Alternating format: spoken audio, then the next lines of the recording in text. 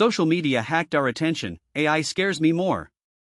That's the headline from Maya Zalovitz, a New York Times opinion writer who has spent years exploring how addictive technologies change the way we think and feel.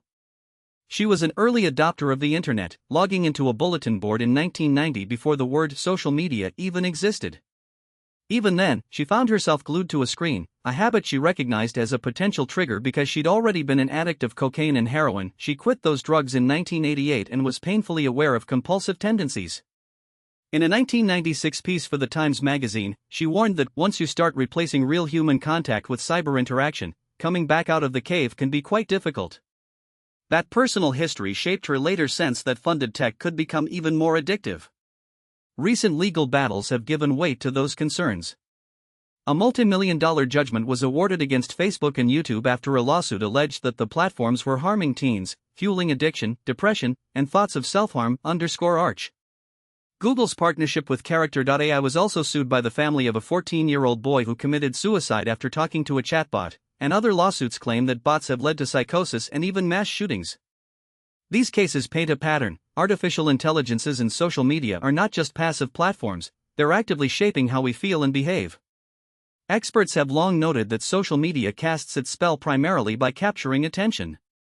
Zach Stein, founder of the AI Psychological Research Coalition, speaks of a new tactic he calls attachment hacking. He argues that chatbots tug at the same emotional bonds that humans form, creating an illusion of intimacy that can hijack bonjour. Attention hacking and attachment hacking operate through intermittent reward systems. The brain's dopamine circuits are triggered by random, unpredictable gains, the same mechanism used in casinos. Studies suggest that roughly 15% of North Americans meet criteria for social media addiction, meaning that these platforms keep users engaged even when the consequences are negative. Brain research on addiction shows that the dopamine pathway is central, whether the addiction is to drugs, gambling, or shopping. Some addictions, like opioid use, recruit an extra layer because they mimic the body's natural opioids, the chemicals that produce feelings of warmth, safety, and love from close relationships.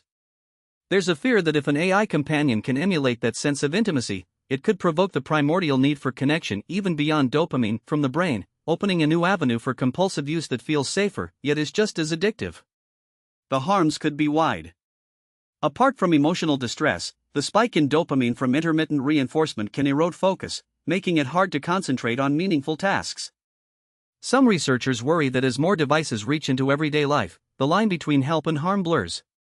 All this highlights two important steps moving forward.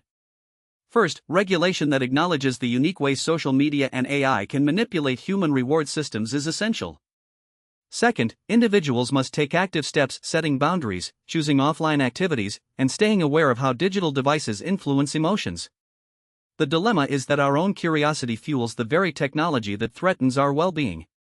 So as we navigate an age where attention is currency and emotional signals are edited outputs, we must remember that the tools we build are not neutral.